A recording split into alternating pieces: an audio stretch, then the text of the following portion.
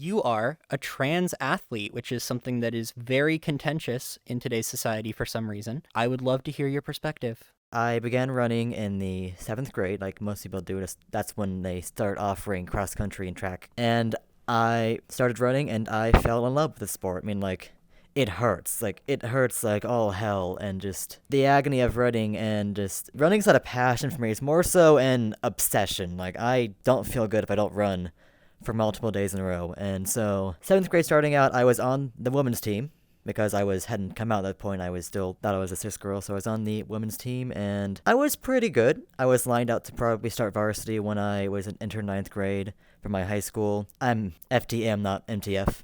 Most people get confused about that. They think you're going to be a MTF because the media really loves to talk about the MTF athletes. One thing to know about like cross country teams, they're very close teams. Like you're there with your guys and you're dying. You're suffering every day together. In seventh grade, I was awkward, of course. Didn't have like wasn't super close with people. I wasn't also ostracized either. Then eighth grade rolls around and I come out to my mom and I come to my family and I start this whole thing of transitioning, which is what I thought was going to happen is going to be like, okay, I'm going to get my hair cut today. I'm going to start tea tomorrow. And then next week we're going to have top surgery. It's going to be great. It's going to be all go smoothly. No, I wish. Yeah, it didn't happen like that. First things first, we got a haircut eventually, and this took a long time of coming out to people, changing my name, and just like, I live in a red state, so obviously a middle school transgender kid went about as well as you could expect. I got bullied. It wasn't like shoved in lockers bad or anything, but I felt decently ostracized, and the worst part was, for me, was probably just running, which was something I loved. Like, I began to feel kind of isolated on my team.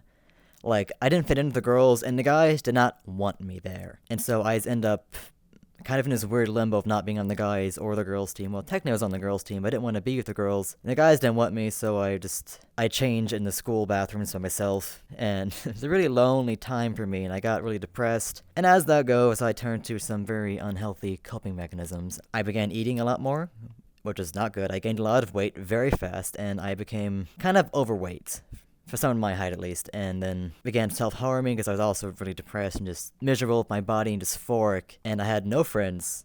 Life was not great. I was a mean, kind of not fun person to be around to begin with, and I saw my teammates as kind of enemies. I began to not like running as much, and I began to feel kind of like quitting. And then ninth grade rolls around. I made a friend. Not only that, I made a best friend. Now we're gonna call her Blue. Now Blue I thought was a guy, but turns out she was actually a closeted trans woman, but her family is not supportive, and so she was very much in the closet. But we bonded over our shared condition thing and got very close, and eventually we became best friends. We talked in Discord every night, but she had her own problems, and she was depressed as well, dysphoric, suicidal, and her way of coping with that was humor, which she always joked about it, and I guess I stopped taking her seriously, and yeah, she asked me out on Valentine's Day. At this point, I had been kind of avoiding her and avoiding everyone, actually, and she asked me out. I told her no, which I don't regret. You should not go out with somebody just because they make them feel better, which I don't regret. What I do regret was we had plans. She was going to come over to my house that weekend and we were going to hang out, but I canceled on her last minute because I wanted to be alone and just wallow in my own self-pity for another weekend. Woo. Lots of fun. And that weekend, she shot herself. Mm. And now that was my come to Jesus moment, as you'd call it. I went to her funeral. She just looked gray. She looked so gray and just... It's kind of hard to describe. I'm surprised I had an open casket. It was just... I'm kind of really detached from it now. Yeah. Like, I've thought about a lot, so I'm very detached. At that point, I realized that could have been me. Like, I could have been the one with the unsupportive family and the... Just, like, the worst conditions and, like, access. Like, Yeah. So at this point, I decided I had to do better. I couldn't go back now; it's too late. But I had to live my life for her. I shouldn't just let her have died for no reason. So I got off my ass, and coronavirus came to town. We started quarantine, but for me, quarantine was a lifesaver. I got out of school, so I got to avoid all the bullies and all that.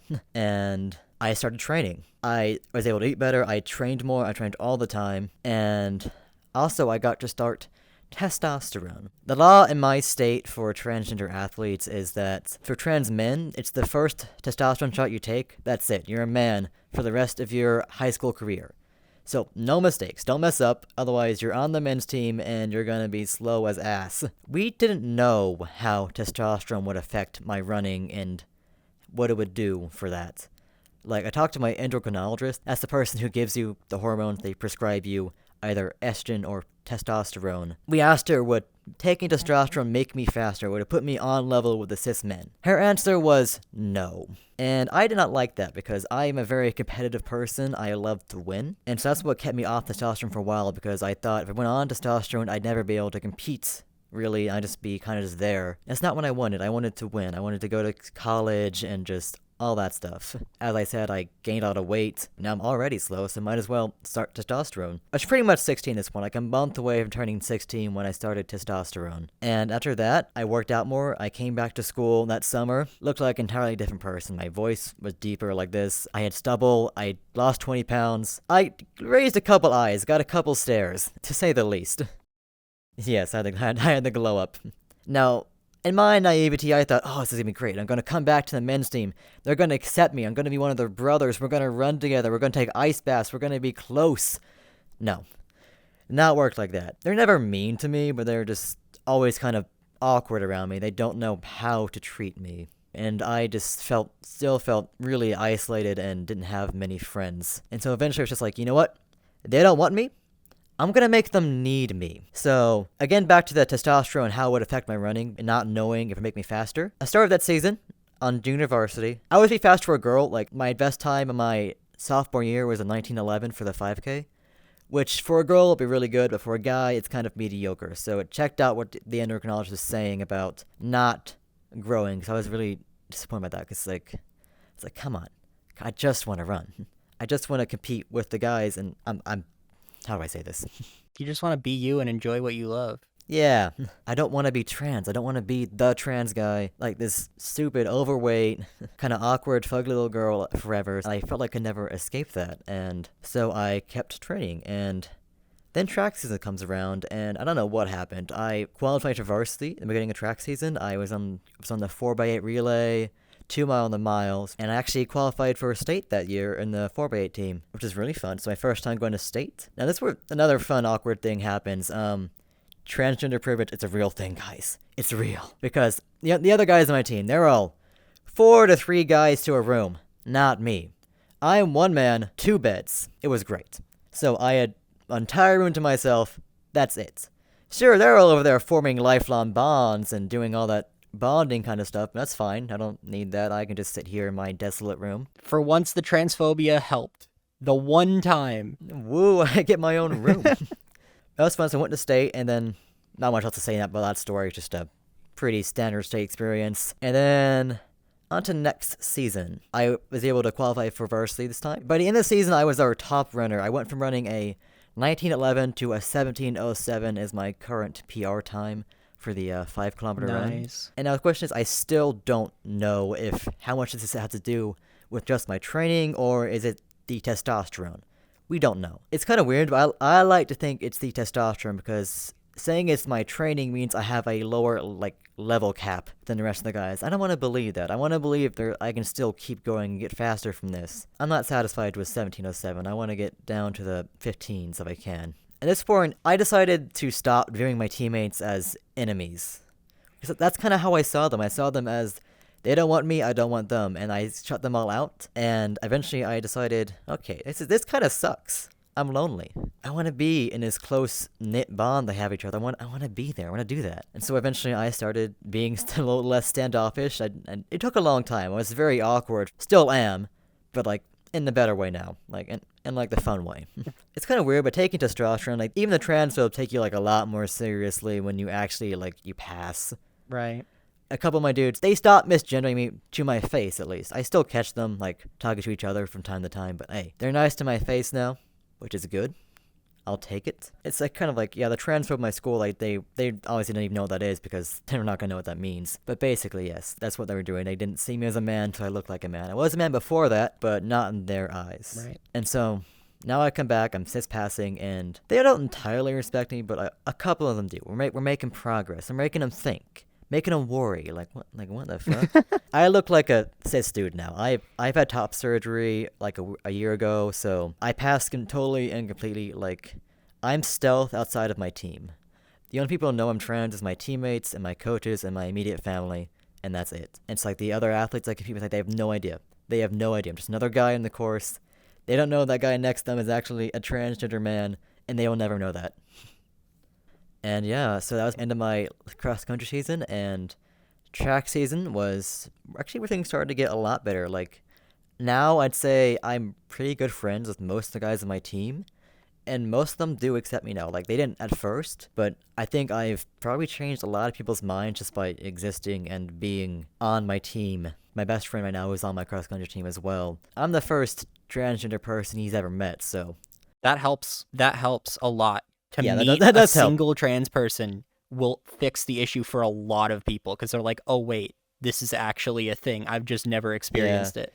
Like, the statistics on it all show that after you've met one trans person, the odds of you That's all it supporting yeah, takes. it's so much easier. Oh, wait. That's a dude. just a normal dude right there. Look at him go. Yo. Wow, frolicking.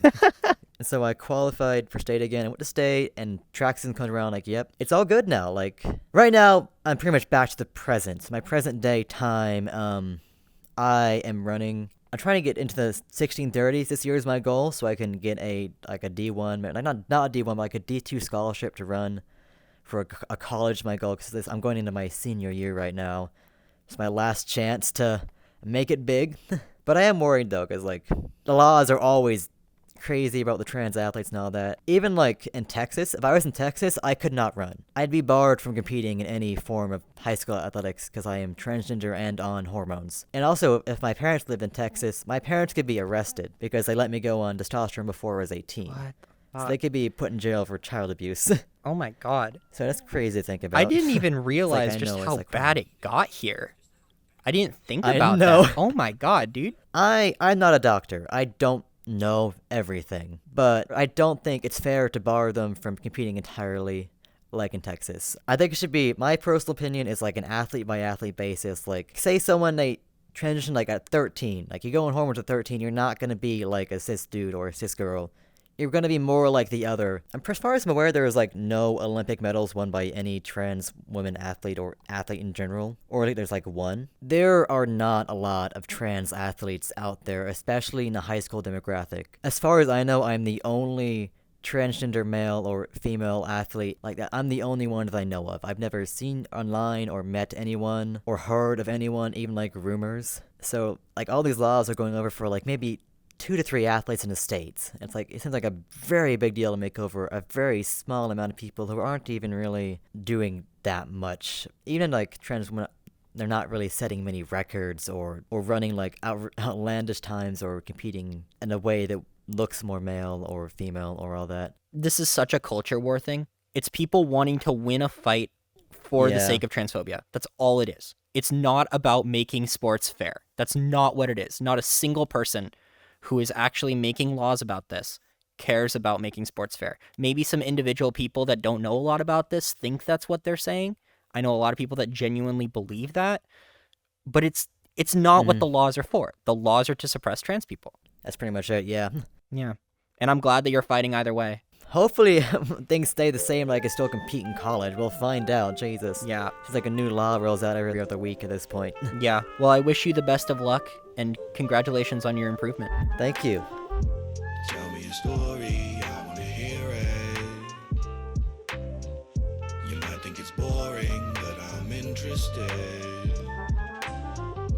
Tell me a story, I wanna hear it. You might think it's boring, but I'm interested.